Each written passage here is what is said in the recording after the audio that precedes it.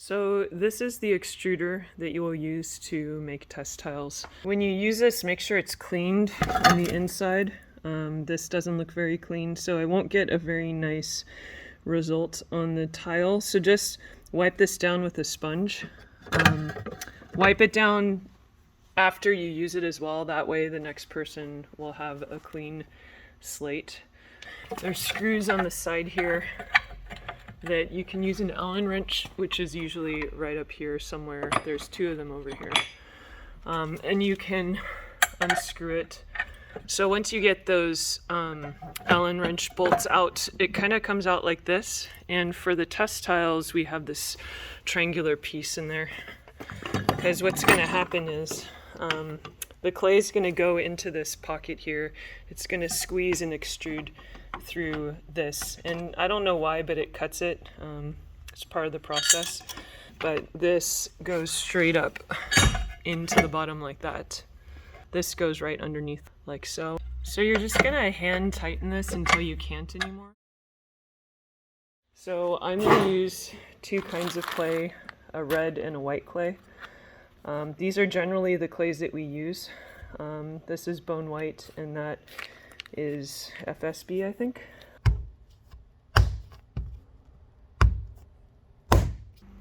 So I tried to pound this piece of clay into the exact shape that it's gonna take inside of the extruder.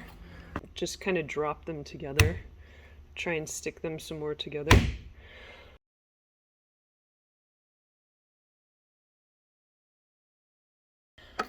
So squeeze it down a tiny bit so it's all in there, and then put this down, and then let's see what happens.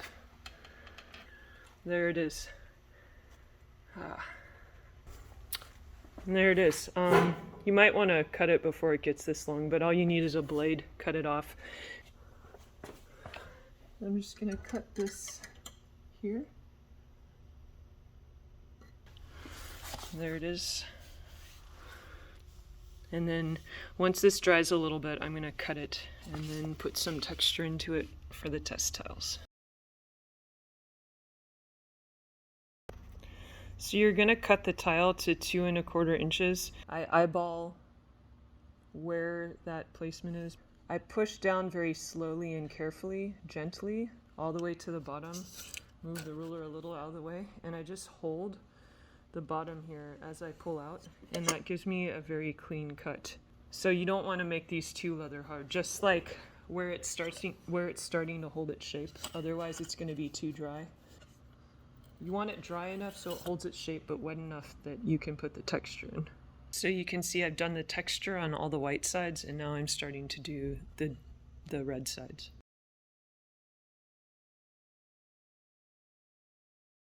You're going to put your fingers on the inside of this. If your fingers are too big, you might need to use only one finger. And then I'm just going to roll this gear into my finger on the inside. And that's going to give me a very nice texture to see what that glaze looks like. And then I'm going to flip this around, take my fingers out, and do the exact same thing. I'm basically just rolling the gear onto my finger and pressing in enough to be able to see what the texture looks like. And I'm also leaving room here. I didn't leave too much on that one because I didn't think about it, but I do want to see what it looks like without texture, more like this. So when you're making your tiles, please leave half texture, half not texture. Don't do it this way.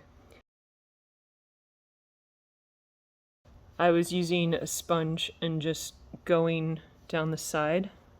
Always wipe from the white into the red, not red into the white, and always make sure you're using a clean part of your sponge.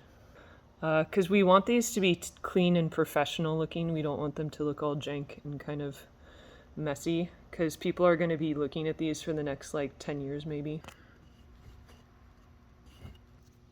If you do get red on the one side, you can take a wet sponge, damp sponge, and just take those off. I also cleaned up all of the kind of janky parts. I don't care so much about the inside, but I do care about what people will see on the outside. So if there's like junk on here, or back here. I don't really care, but I do care about the sharp edges that are going to be seen. So do your best job possible trying to clean it up.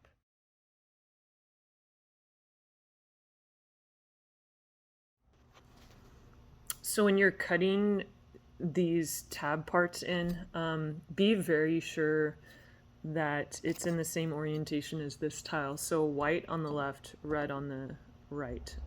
Otherwise, we'll have tiles that are twisted the wrong way and people will get confused. So when you do the final cut, make sure you make it so the white is on that side. When I cut these, if you want to cut them a little bit on the dry side, you're going to have to put your finger on the inside. And I'd probably just kind of cut it onto my finger. Since this isn't a sharp knife, it's going to be okay.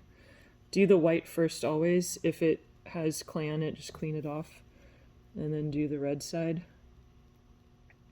And just kind of track it down the side with your finger until you hit the bottom. And then I think just kind of cut this off first so you can see what you're doing maybe. And the other side. And then, put that to the side. You can recycle that in the red, reclaim, and then just cut it like that. And like that.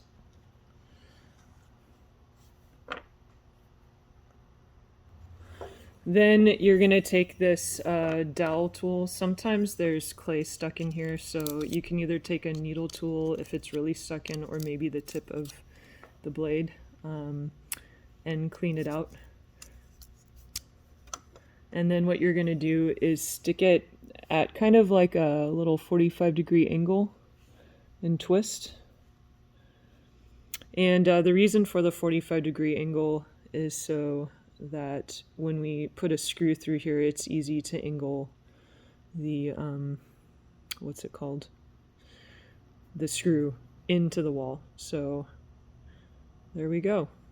So what I do to get the boogers out of the corners is I'll take a needle tool and I'll just kind of scratch them out like that. I don't know, it keeps happening on the white side. I don't know why.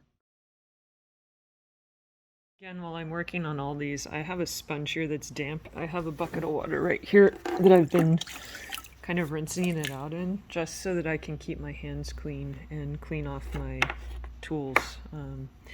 Because every time you touch these things, they start getting red clay all over them. And you can see I already messed one of them up because this white is on the right, not the left. So I'm going to fill that hole in, cut that, and then add some clay on the other side. So we can fix this if we mess up, but then it's just more time. I'll do it on camera so you can see what I'm doing. I'm just going to turn this so I can cut this straight. I'm going to add the red clay back into the hole. Squish it in. Perfect. I don't care about the back, but if you're afraid it's gonna do something, then just fill it in with some clay. I can use my knife to just get that in there. And then we're going to add clay back onto the side. Like here, so that we have our thing again. Our little... You can scratch this in, use some vinegar or slip and scratch your, what is this called, scoring. You can score this together. Use some vinegar or slip here and score this.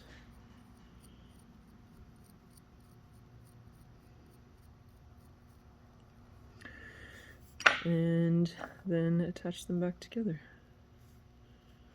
just like we used to do in class. Then you can just kind of compress that and make it get stuck together again. That's if you mess up, so try not to mess up because that's just going to take time, but I understand if it does. If you have a remnant that's too short for the 2¼ inch section. Just hold on to it, fire it, and then we can use it as a test tile to see what the actual, if we're making any tests, what they look like. And you can texturize it however you want, but might as well just do what we've already done. Red last.